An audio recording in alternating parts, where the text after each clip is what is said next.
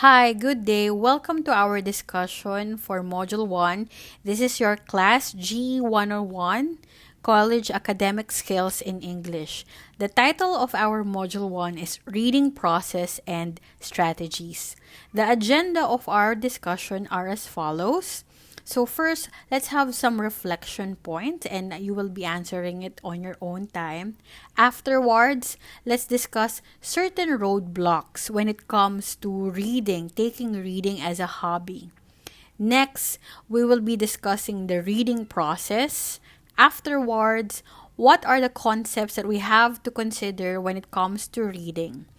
And then, we will be forwarding certain tips on how to make reading as a hobby. And of course, let's highlight certain benefits of reading. Before we end our discussion, there will be reminders that will be forwarded. And for clarifications, please feel free to message your teacher in your class chat or your teacher directly. Now, let's begin with a reflection. Allow me to forward this reflection point. If reading is a person, what will be your relationship with him or her? You may consider responding through an emoji. Think of what is your relationship with reading and why. Try to consider if it is a love relationship, love or hate relationship, and do not be afraid to be honest with yourself in reflecting in this question. Do you think you do not like reading, or perhaps you're not fond of reading? And afterwards, try to think of your reason why. Please feel free to pause this video discussion if you think you need more time to reflect on the question prompt. Next point for reflection. How often do you read on your own? Try to consider when was the last time you considered reading on your own without the prompt of your teachers, without the prompt of your parents or influence such as friends and even your social media account? So perhaps your answer may vary depending on the schedule that you have. It can be on a daily basis, weekly, monthly, or even a year or never. It's okay. Just be honest in answering this reflection point. Feel free to pause this if you need more time to think about the question.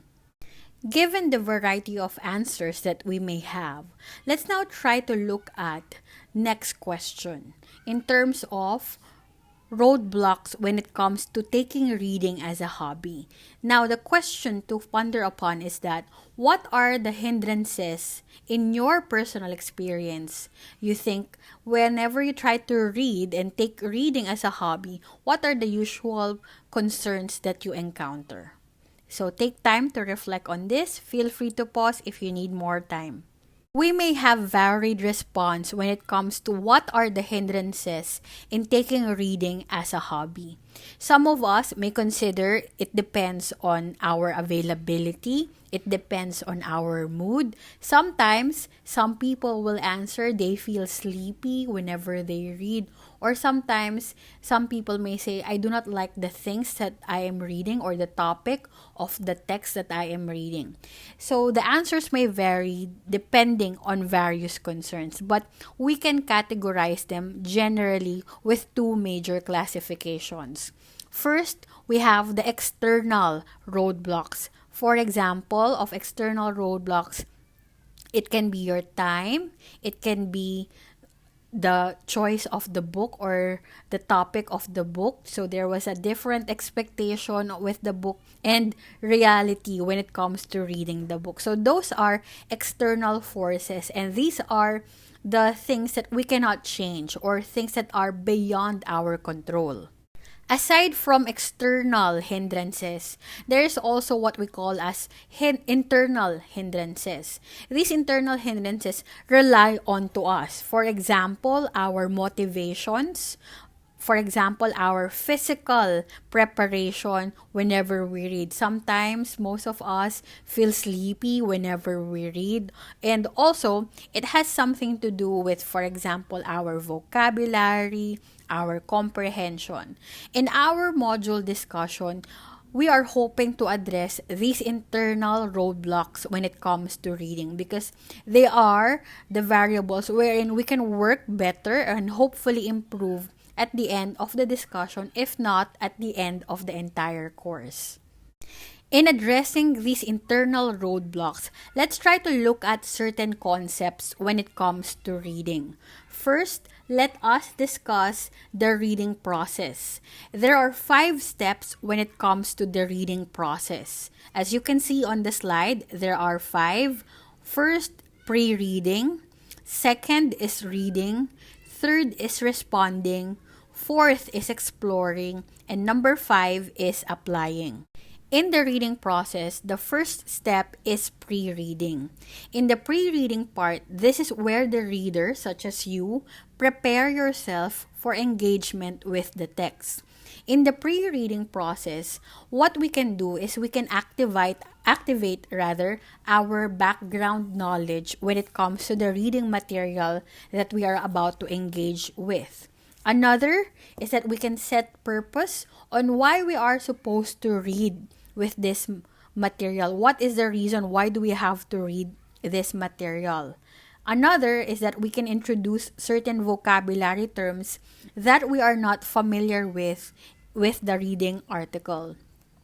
Lastly, it also helps that we preview the text. It's vital that we see how long is the text, how much time estimate do we need to give in reading the article. For example, there is a book about Adolf Hitler. It's a biography about Adolf Hitler. In activating our prior knowledge about the reading material or about the book, it's vital that we ask ourselves, what do I know about Adolf Hitler? In addition, we can also ask ourselves about certain terms that we may encounter in the reading. So, certain terms that are usually related with Adolf are Nazi, Holocaust. So, for example, what do I know about the word Holocaust? Lastly, it's also helpful that we preview the text. How long will it take us to read it? And in relation with the purpose, why do I need to read it? The second step in the reading process is the reading itself. When we read, this is the actual engagement with the reading material. And there are different ways on how we can apply reading or engage with the actual text. First is that when we were in kinder or preschool, elementary, most of our teachers used to practice reading aloud. Apart from reading aloud, there's also another strategy when it comes to their actual reading. Second, after reading aloud, is the guided reading. In guided reading, usually, the teacher will read the text first, and then the students will follow depending on the assignment. So that's guided reading. Apart from guided reading, we also have what we call as the buddy strategy or buddy reading system. From the term itself, of course, you will have your buddy. Usually, 2 to 3 students take turns when it comes to reading a material. Perhaps in collegiate level, you can still apply this one. And perhaps you can also divide the workload, the reading load, with another reading buddy. And lastly, when it comes to reading, we also have what we call as the independent reading. And this is what is mostly practiced in collegiate level and more likely after you graduate from your college, from your university. A lot of people practice independent reading. You read by yourself, you process by yourself. After the second part of the reading process, which is reading, most of the people stop when it comes to that one, and they often overlook the next parts of the reading process. So number 3, we have responding. In responding, you ask yourself, what did I get from the reading? When you ask this question, it helps us comprehend, digest what we got from the reading. Certain strategies can be applied when you try to do responding as a reading process. First, you can do reading logs. Second, you can do journaling. And third, aside from writing what you got from the reading, you can also verbally discuss it with other people around you. After the third part of the reading process, which is responding, the next phase is exploring. In exploring, you look back at the material that you have read. Hence, it's not vital that you pass through the material just once, and it also helps you in further digesting what you have just read. In the exploring stage, you go back to scan the text. It also helps for us to learn more vocabulary, and it helps us be critical with the tone of the author. What is the writing style of the author? Additionally, it helps us to identify memorable quote or passage that we got from the text. For example, there is this book entitled The Subtle Art of Not Giving a Fuck. I'm sorry for the profanity. It's by Mark Manson. And in his book, if we will be doing exploring, okay, for example, you have read the entire book already. If we will go back to scan the text, you will find out that there are a lot of, vocabulary words that the author used that will help us increase our vocabulary bank. Another thing, if you're going to be critical on what is the writing style of the author, we can say that the author utilized second person point of view most of the time. It feels like the author is talking to you as a reader, and there is some sort of established relationship because the author utilizes words that are usually said to a close friend. For example, cursing, like the word fuck. Additionally, there are a lot of memorable quotes and passage from the book. So I suggest you also take time in looking at the book by Mark Manson. And that's it for exploring. The last part of the reading process is, of course, applying. This time, you will be connecting yourself with the material that you have just read. So, most of the time when we were in high school, elementary, one example of applying is when our teacher asks us to create projects that are related to the reading material. So, that's example of applying. Aside from that, you can also apply what you just read by reading similar materials or connected materials from what you have just read.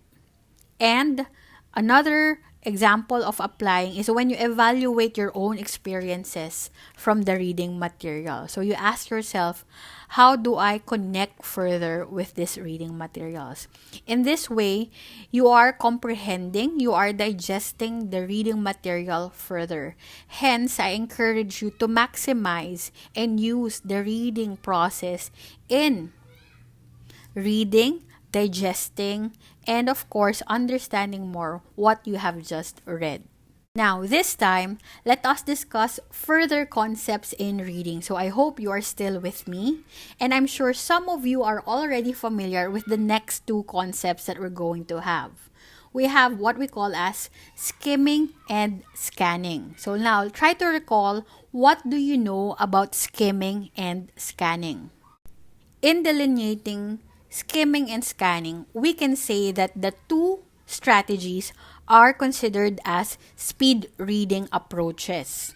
So when you skim, you look for general or main idea of the text that you have just read.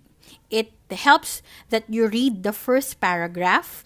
Also, when you read the first sentences of each of the paragraph, because it contains the topic sentence of the paragraph. So here are some of the techniques on how you can do skimming, as you can see in the slide.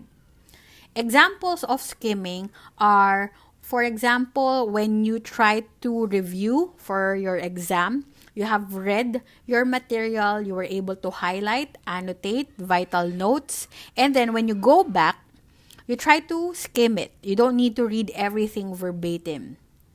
Apart from that, another example application of skimming is when you try to read research, and then you try to look for the general findings of the study. Usually, the first paragraph contains it, or sometimes, if you're lucky enough, you'll be able to read the abstract of the research. Also, skimming helps us when we outline and summarize the material that we have just read. Aside from skimming, we also have scanning. In scanning, in comparison with skimming, this time it's not the main idea that we are after. But in scanning, we look for specific facts, concepts, or information that we have just read from the material. Usually, it pays off to know and analyze the structure of the reading material so that when you scan the material, it gives you more time and it provides ease when you try to scan for certain concepts. Example structures are as follows. We have alphabetical order. So when you try to look for a certain terms and it's arranged in alphabetical order, it's easier for you to find the concept that you are looking for. Example of this is a dictionary. Apart from alphabetical, there's also chronological. Usually, chronological order happens when there is a process, there is a narration. It happens from step 1 to the succeeding steps. Example writing of such are when you read a research, especially in chapter 3, when you're going to follow or if you're going to try to comprehend the research methodology. Usually, the data gathering process follows a step-by-step procedure. And that's an example of chronological structure. Additionally, we also have category. So category structure are usually arranged based on the theme, based on the connections of the topic. If you will check certain textbooks, usually they arrange the topics based on category. And that's how it will help you whenever you try to scan for specific fact or information when you try to apply speed reading. Aside from skimming and scanning, another concept that we're going to have here are what we call as intensive and extensive reading. If you're familiar with these concepts, more likely the following discussion will be a review on your end. So to those who are not yet familiar, let's discuss what intensive and extensive reading are. This is a reading approach wherein we wanted to encourage reading fluency to the readers that are experiencing and practicing extensive reading. Usually, in extensive reading, the purpose is for general understanding. That's why, in most cases, we usually provide long text and large amount of reading material. From the term itself, extensive. On the other hand, intensive reading is more on reading with full concentration and complete focus. This is the reading approach wherein we consider that you need more intensity when it comes to focus. If you're going to compare it with extensive reading, definitely you need focus whenever you read. However, with intensive reading, you have to exert more effort. That's why usually in extensive reading, we provide short texts that should be carefully read and understood with maximum level or intensity. Usually, in extensive reading, examples are textbooks. There are certain literary pieces that we have to go over and read again, and poems. On the other hand, with extensive reading, examples are literary books as well. It depends on the intensity needed. We can also have newspaper, magazines, and blogs. Moving forward with our next agenda in this discussion are the tips when it comes to making reading as a hobby. First thing to remember, developing love for reading or improving your skills when it comes to reading, we have to consider the fact that it is not an overnight process. I am not a fairy godmother wherein in just an instant, you will be improving your reading skill. I cannot assure you that after this module or even after this semester, you will be having a total of 180 degrees change when it comes to your perspective about reading. However, the first thing that you have to consider is that it is a process. You have to take the first step first by opening a book or acknowledging the fact that you have to have a different perspective towards reading. In that way, you also help yourself motivate yourself when it comes to taking reading as a hobby. Aside from that, I also suggest that you do some metacognition. When we speak of metacognition, from the word cognition, it means thinking. So when you do meta thinking, you are thinking about your thinking. I know it's a lot of it's a lot of words to think about. So when you try to analyze how you think, first thing to consider is that, of course, you try to observe yourself. You reflect on your performance. Example questions. You try to ask yourself, how long does it usually take me to read a certain material? Another question to reflect on, how long can I usually last whenever I read a certain material, whether it's intensive or extensive? Also, do I need certain rituals before I can read and study further? What are the things that usually help me in motivating myself whenever I read? Which part of day usually where my brain or when my brain is very much active? So those are some of examples that you can do whenever you try to do metacognition, specifically in improving your reading skills.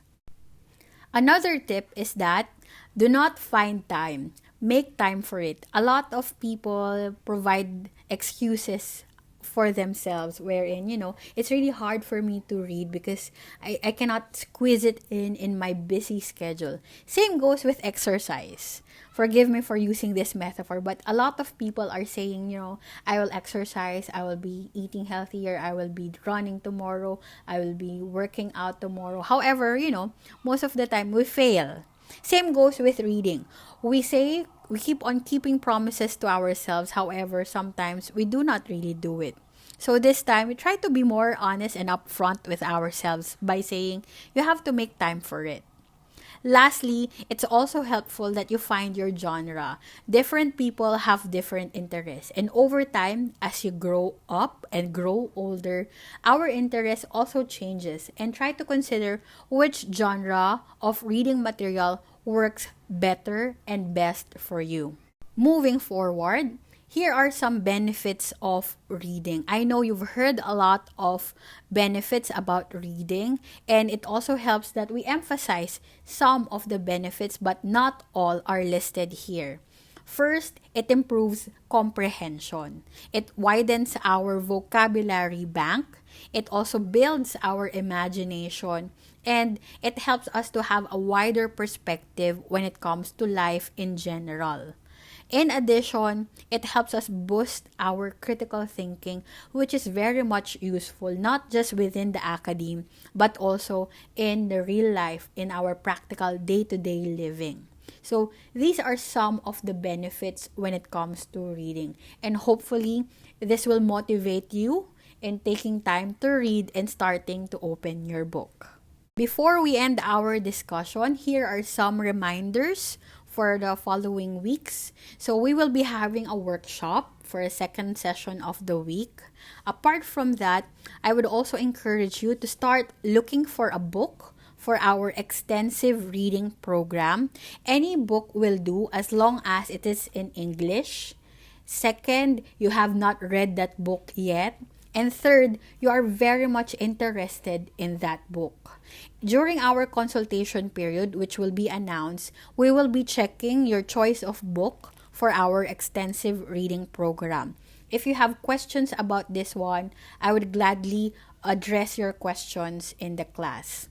Another reminder, FA1 will be published after our workshop, and diagnostic essay is already available in Canvas. It is not recorded, and the specific directions for the diagnostic essay is already provided. It has something to do with the topic choosing a university course. Your diagnostic essay will be around 200 to 250 words. So that's it for the reminders. Moving forward, do you have any clarifications, questions, or anything that you wish to share, wish to add with this asynchronous discussion? please let me know. Feel free to send a message to your teacher and to your class. With this, allow me to end our discussion with a quote from Neil Gaiman. He says, "A book is a dream you hold in your hand." Given this one, it depends on you on what kind of dream are you holding in your hand. If you have something, if you have nothing, it will all depend on you. And thank you for listening. Keep safe. I'll see you